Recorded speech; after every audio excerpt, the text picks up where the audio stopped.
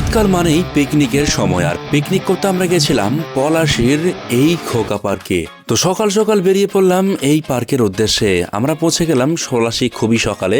এরকম সাজানো পার্কে হবে আজকের পিকনিক। আমাদের পিকনিকটি আয়োজন করছে ফেমাস ক্যাটারার। তো আমাদেরকে ওয়েলকাম করার জন্য এখানে উপস্থিত ছিলেন ফেমাস ক্যাটারের ওনার পাপুদা। তো পাপুদার আমন্ত্রণে আমাদের এখানে আসা, এখানে অনেক শুভাকাঙ্ক্ষীর সঙ্গেও দেখা হয়ে গেল আমাদের। তাদের সঙ্গে করমর্দনের পর্বটি সেরে আমরা চলে গেলাম ব্রেকফাস্টের দিকে। আর পার্কের এক সাইডে খাওয়ানো হচ্ছিল সকালের ব্রেকফাস্ট। আমন্ত্রিত অতিথির সংখ্যা ছিল 200 জন, সকলেই ছিল পরিচিত। তো আমরা বসে পড়লাম একটি টেবিলে। এখানে চলে এলো সকাল সকাল গরম গরম লুচি, আর তার সঙ্গে হচ্ছে কাশ্মীরি আলুর দম, একেবারে গরম মুচমুচে। আর তার সঙ্গে ছিল ঝাল ঝাল আলুর দম, আর ছিল হচ্ছে ডিমের কারি। ডিমের কারিটি অসাধারণ খেতে, একদম ঝাল ঝাল মশলাদার। আর আমরা এখানে বসেছিলাম পাপুদার ক্যাটারারের অনেক ছেলের সঙ্গে। সঙ্গে ছিল আমার বন্ধু সুরজ, আর ছিল বর্ধমানের বিখ্যাত মিহিদানা, আর ছিল কমলাবগ রসের টইটুম্বুর, আর সঙ্গে ছিল হচ্ছে লাল লাল গোলাপ জামুন। সবশেষেই আমরা কিন্তু পৌঁছে গেলাম ফেমাস ক্যাটারারের অনুষ্ঠানের দিকে, যেখানে পাপ্পুদা তার ক্যাটারারের ছেলেদেরকে কিছু গিফট তুলে দেবে। সারা বছর কাজ করার পর তাদের এটাই হচ্ছে আসল পাওনা। তো ধারাভাষ্যকার অর্থাৎ সঞ্চালকের দায়িত্ব দিয়েছিল আমাকে। এখানে একটি গ্রুপ ছবিও তুললাম আমরা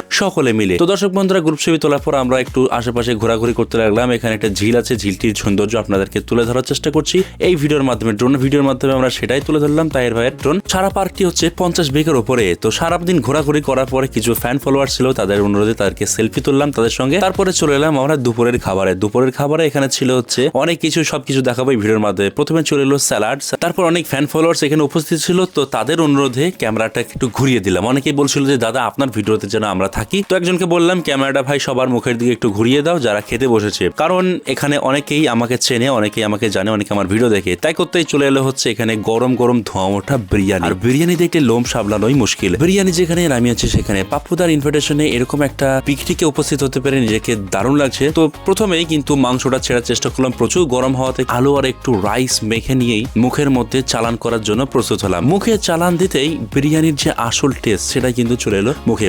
দারুণ হয়েছে রান্নাটা। আর রান্না যেহেতু পাপ্পুদা নিজে করেছে সেহেতু রান্না তো ভালো হবেই। বিরিয়ানির সঙ্গে ছিল গরম গরম চিকেন চাপ, এক পিস করে চিকেন চাপ প্রত্যেকের জন্য। আমি লেগ পিস খাই না, সুতরাং তারা জেনে গেছে যে আমি লেগ পিস খাই না, লেগ পিস আমার পাতে পড়েনি। তো চিকেন চাপটা বিরিয়ানির সঙ্গে মুখে চালান করে দিলাম। অসাধারণ টেস্ট। ক্যাটারার ওয়ালাদের আমন্ত্রণে এসে তাদের টেস্ট ভুলবার মতো নাই। তো দর্শক বন্ধুরা, এখানে বারবার রিফিল করে নিলাম। তারপরে চলে এলো কিন্তু বোরহানি। বিরিয়ানির সঙ্গে বোরহানির কিন্তু আলাদা একটা নিবিড় সম্পর্ক আছে। বাংলাদেশ থেকে যারা দেখছেন তারা ভালো বলতে পারবে। তো দর্শক বন্ধুরা, খেতে খেতে পাপ্পুদা এসে হাজির, খাবারের রিভিউ নিতে লাগলো। খাবারের রিভিউ বলতে এক কথায় অসাধারণ। পাপ্পুদা ভিডিও দেখলে অবশ্যই বুঝতে পারবে। আর একটু বিরিয়ানির মাংস, একটু আলু নিয়ে নিলাম। তো সবকিছু নিয়েই পুরো আলাদাভাবে বসে খেতে খেতে আপনাদের সাথে গল্প করছি।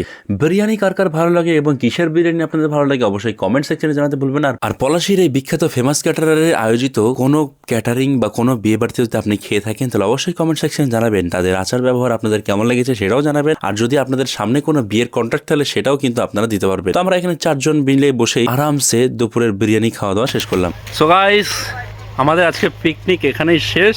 আলহামদুলিল্লাহ আমরা ছিলাম, সুরজ ছিল এখানে। তো সকালে ভালো থাকবেন, সুস্থ থাকবেন।